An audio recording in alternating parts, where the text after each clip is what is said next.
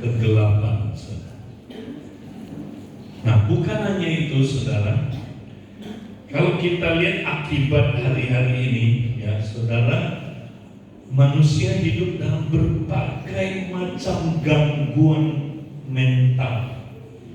Ya, kalau kita bisa lihat gambar ini, saudara, tunjukin gambar yang payung itu. Nah, saudara lihat, kita manusia, terutama generasi muda, ya generasi Gen Z, generasi Alpha, nanti ke depan ini makin parah. Ya, anak-anak muda hidup dalam keadaan yang sangat mengerikan, saudara. Berbagai jenis penyakit atau gangguan mental. Contoh, kalau saya jauh-jauh, saudara, ya, di Indonesia 34% dari remaja, ya, itu dikategorikan kena gangguan jiwa. Ya, gangguan jiwa, saudara. Dan aneh-aneh, makanya hari ini ada macam-macam gangguan jiwa. Ada trauma, panic attack, ya, ada schizophrenia, ada bipolar, ya, ada, saudara, aneh-aneh penyakitnya, saudara. Ya, anak-anak muda sekarang aneh, saudara. Kemarin kami kumpulkan anak muda, saudara, ya, anak remaja laki-laki. Mereka cerita, ketika saya umur 12 tahun, saya sudah berpikir bunuh diri. Yang lain bilang, oh kamu umur 12 tahun, saya umur 9 tahun sudah berpikir bunuh diri. Yang satu bilang, oh saya lebih ngeri lagi, saya waktu umur 6 tahun sudah berpikir mau bunuh diri. Saudara, zaman saya nggak ada. Coba, zamannya Pak John ada nggak? Umur 12 tahun mau mati? Nggak ada. Ya, anak muda sekarang sudah kayak gitu, ngeri. Ya, jadi mereka nggak kuat lagi menghadapi tekanan yang ada hari-hari ini, saudara. Ya, tekanan yang berat sekali. Hidup sekarang ini tidak mudah, saudara. Ya, anak-anak muda kita banyak yang terkena, saudaraku, depresi berat. Ya, nah ini semua kenapa, saudara? Karena tadi itu manusia mencintai dirinya sendiri. Nah ini macam-macam penyakit jiwa, saudara. Ya, nah salah satu yang hari-hari ini terus berkembang dan tidak bisa lagi ditahan adalah namanya NPD. Ya, penyakit NPD, narcissistic, ya, personality disorders. Ini penyakit datangnya dari yang tadi itu, karena manusia mencintai dirinya sendiri, saudara, maka dia berfokus ke diri sendiri.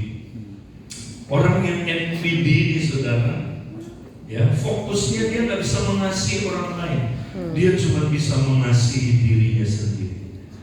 Ya, dia mencintai dirinya sendiri, dia merasa paling benar, dia merasa paling, saudaraku, ya, benar, yang lain itu salah semua. Orang yang NPD gak pernah bisa ngaku salah. Dan kalau nanti dia nikah, saudara, pasangannya itu akan stres. Dan begitu stres sampai pasangannya bisa bunuh diri.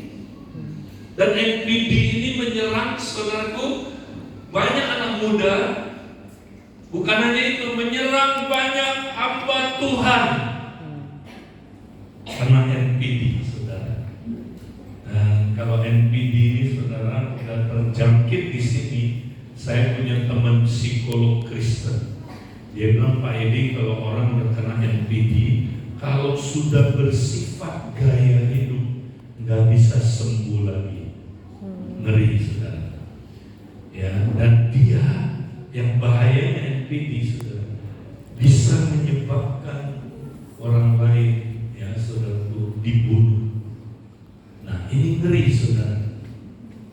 Ya, saya punya teman, saudara, anaknya kenal seorang laki-laki. Wow, kelihatan luar biasa laki-laki ini, saudara. Ya, laki-laki ini baik. Ya, orang dari gereja melayani, aktif di gereja, bagus kelihatannya.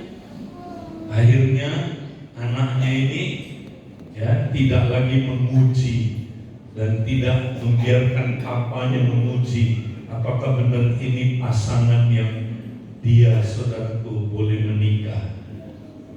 Dia langsung ambil keputusan menikah dengan orang ini. Ternyata dia NPD, saudara. Wow, hari ke-8 pernikahan udah keluar NPD. Dan dia kalau berantem sama istrinya ngeri, saudara. Dia cekek istrinya. Padahal di gereja baik-baik, saudara. Kelihatan orang ini, orang yang, saudaraku, sangat luar biasa. Tapi ternyata NPD, saudara. Dan anak ini dikontrol sama dia, saudara. Dia kekang anak ini tidak boleh cerita sama keluarganya. Untung anak ini akhirnya, saudaraku, diselamatkan. Tuhan kirim satu orang, saudaraku, selamatkan dia. Dia lapor polisi. Barulah, saudaraku, orang ini akhirnya, saudara, ya, tidak bisa berbuat apa-apa atas dia. Mengerikan, saudara. Nah, ini terjadi hari-hari ini. Nah, apa solusinya? Apa solusinya? Itulah Natal, saudara. Saya yakin Yesuslah solusinya, saudara. Maka kita mau lihat apa solusi, saudaraku, untuk manusia yang hidup dalam kegelapan. Apa solusinya? Nah, inilah yang tadi dibacakan. Mari kita lihat, saudaraku, ayat ini. Ya, di dalam Yesaya 9 ayat yang ke-5. Inilah solusinya, saudara. Sebab seorang anak telah lahir untuk kita. Saudara, Yesus mesti lahir di dunia ini. Kalau dia tidak lahir, tidak ada inkarnasi, kita nggak mungkin diselamatkan dari kerajaan kegelapan. Dia harus datang, lahir di dunia ini sebagai manusia. Ada yang bilang amin? Amin. Seorang putra telah diberikan untuk kita. Yesus adalah anak tunggal dari Bapa yang menyatakan dia, karena tidak ada orang yang pernah melihat Allah, tetapi dia yang menjelaskan siapa Allah itu, saudara. Dia datang menunjukkan kepada kita seperti apakah Allah itu, saudara. Amin. Amin. Kalau dia nggak datang ke dunia ini, kita nggak tahu Allah itu seperti apa. Tapi karena dia datang ke dunia ini, kita bisa mengenal Allah. Dan dia datang untuk apa, saudara? Lambang pemerintahan ada di atas bahunya. Nah, dengarkan, saudara. Jawaban untuk orang yang hidup dalam kerajaan kegelapan adalah pindah kerajaan. Amin. Orang yang hidup dalam kerajaan kegelapan, dia binasa karena, saudaraku, kegelapan itu. Orang yang hidup dalam kegelapan, saudaraku, dia, saudaraku, binasa karena dosa yang dia lakukan. Dia hidup di dalam kegelapan. Maka Yesus datang, saudaraku. Dia berkata kerajaan Allah sudah dekat. Ya. Karena itu, ya, kalau kamu mau masuk kerajaan terang ini, saudara, Yesus bilang bertobatlah dan percayalah kepada Injil. Kalau saudara malam ini percaya kepada Injil. Injil kerajaan. Bahwa Yesus adalah Tuhan. Dia adalah Tuhan. Karena pemerintahannya, saudaraku, ya, lambang pemerintahan ada di bahunya. Yesus bukan hanya juru selamat, Dia Tuhan. Dia penguasa tunggal hidup kita. Amin. Saudaraku, kalau kita percaya Dia adalah penguasa tunggal hidup kita, maka saudara kita berpindah dari kerajaan kegelapan, pindah masuk ke dalam kerajaan terang. Dan yang bilang Amin. siapa di tempat ini saudara yang belum menjadikan Yesus Tuhan? Ada orang hanya percaya Yesus sebagai juru selamat, belum selamat, saudara. Ya, saudara mesti percaya Dia Tuhan dan juru selamat. Apakah Dia Tuhan kita? Apa artinya Tuhan? Dia satu-satunya penguasa tunggal dalam hidup kita. Ada orang tidak ada masalah menjadikan Yesus salah satu penguasa hidupnya. Tapi yang Yesus mau kita jadikan Dia satu-satunya penguasa hidup kita. Amin. Saudara sudah pernah menjadikan Dia satu-satunya penguasa hidup saudara? Atau cuma salah satu? Oh, Yesus betul penguasa. Dia salah satu penguasa. Tapi saya masih mau dikuasai oleh dosa. Saya masih mau dikuasai oleh setan. Saya masih mau dikuasai oleh dunia ini. Saya masih mau dikuasai oleh kedagingan saya. Saudaraku, Yesus itu penguasa tunggal hidup kita. Mari kita jadikan Dia satu-satunya penguasa tunggal. Jangan ada penguasa-penguasa yang lain. Bertobatlah dari penguasa-penguasa yang lain. Jadikan Dia satu-satunya penguasa tunggal dalam hidup kita. Amin. Itu waktu saudara jadikan Dia satu-satunya penguasa tunggal, saudara pindah dari kerajaan gelap masuk ke dalam kerajaan terang. Itulah bertobat. Saudara sudah bertobat. Banyak orang belum bertobat. Saudara yang belum bertobat, jangan-jangan saudara masih ada dalam kerajaan gelap. Mari pindah kerajaan. Caranya gimana? Bertobatlah dan percaya kepada Injil. Apa itu Injil, saudara? Kabar baik. Apa itu kabar baik, saudara? Kabar bahwa Yesus itu Tuhan dan Juru Selamat.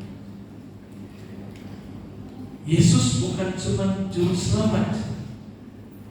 Dia mati di kayu salib. Dia bayar harga yang tunai buat kita supaya kita menjadi miliknya sampai selama-lamanya, supaya kita hidup bagi Dia saja. Amen. Sampai selama-lamanya, saudaraku. Itulah kabar baiknya. Ada banyak orang belum menjadikan Yesus satu-satunya Tuhan. Lambang pemerintahan ada di bahunya. Namanya disebut, ya, ada 4 di sini. Dari namanya kita tahu Dia siapa. Nah, kalau saudara percaya Dia satu-satunya Tuhan, saudara akan mengalami, ya, 4 hal di dalam namanya itu, saudara. Yang pertama, namanya penasehat ajaib. Orang yang menerima Dia sebagai Tuhan dan Juru Selamat akan mengalami Dia sebagai penasehat ajaib. Saudara, hari-hari ini hidup gak gampang. Hidup di dunia ini, hidup rumit sekali, hidup sulit sekali. Hidup, saudaraku, seperti benang kusut. Saudaraku, tetapi jangan takut. Dia adalah penasehat ajaib kita. Dia memberikan kepada kita nasihat ajaib. Amin. Di dunia ini, saudara, kalau kita ada masalah, kita datang sama konselor, betul? Penasehat. Pak, kasih saya nasihat dong. Gimana saya hidup ya di dunia ini? Maka penasehat itu memberi saudara nasihat. Tapi dengar, kalau penasehat itu hanya manusia biasa, nasihatnya tidak ajaib. Iya. Dia memberi nasihat, tapi bukan nasihat yang ajaib. Tapi kalau saudara percaya Yesus Tuhan, saudara, Dia akan memberikan nasihat yang sangat ajaib. Saudara, sehingga kita mampu hidup di tengah-tengah dunia yang begitu rumit. Kita mampu hidup, saudaraku, penuh kemenangan. Kenapa? Karena Dia, saudaraku, bukan hanya penasehat ajaib, Dia adalah Allah yang perkasa. Amin. El Gibor. Kalau kita percaya Dia sebagai Tuhan, saudara, kita akan ngalamin Dia sebagai El Gibor, Allah yang perkasa. Saudara, kau sedang mengalami apa? Ada di sini saudara yang sedang mengalami penyakit yang berat. Saudara udah putus asa. Dengar saudara, Yesus adalah Allah yang perkasa. Amin. Tidak ada yang mustahil bagi Dia. Amin. Kalau saudara hari ini perlu kuasanya, datang kepada Dia, saudara. Engkau akan mengalami Dia sebagai El Gibor. Kau akan alami apa lagi, saudara? Dia sebagai Bapa yang kekal. Nah, Bapa yang kekal di sini bukan berarti Dia adalah Bapa, bukan, saudara. Ya, nah ini orang oneness keliru menafsirkan ayat ini. Tuh Yesus sama dengan Bapa. Ya, berarti Yesus itu Bapa. Salah, saudara. Ya, ini gelar ketiganya Yesus. Ya, ini bukan Bapa di surga. Yesus itu disebut Bapa yang kekal. Ya, gampang ini, saudara, ganti Bapa dengan sumber. Karena Bapa artinya sumber, saudara. Jadi Yesus adalah sumber kekekalan. Dialah Alfa dan Omega itu, saudara. Ya, jadi kalau saudara percaya Yesus, haleluya, saudara hidup kekal. Amin. Itu artinya, ya, Dia Bapa kekekalan itu, saudara. Lalu kita percaya Dia, kita memiliki hidup yang kekal. Puji Tuhan. Dan Dia bukan hanya itu, saudara, Dia Raja damai. Ya, saudara, Rajanya damai. Kalau kita percaya Yesus, terima penebusannya di kayu salib, maka kita berdamai dengan Allah. Kita berdamai dengan diri kita. Kita berdamai dengan orang lain. Maka saya percaya di keluarga kita ada damai sejahtera. Amin. Suami istri enggak lagi, saudaraku, cek cok. Oh, satu bukan cek, satu bukan cok, cek ya kan? Apa kau lihat-lihat? Nah, itu dia, saudara. Ya, coba bilang sama sebelahnya, saya kenal keluarga itu. Terus gak ada damai, saudara, piring terbang di keluarga, ya saudara. Ya, kekerasan rumah tangga. Pak, di sini ada nggak ya suami-suami kalau di gereja tangannya manis banget? Sungguh indahkah Tuhan. Sampai di rumah penuh kasih dan sayang. Pak John ada di sini? Banyak.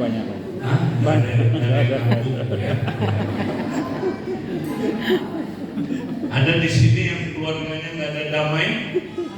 datang sama Raja Damai itu. Amin. Hanya Dia yang mampu mendamaikan hubungan saudara. Saudara ini, kalau keluarga gak ada Tuhan Yesus, saudara, aduh kacau. Gak ada hubungan damai sejahtera. Ribut terus, rame terus.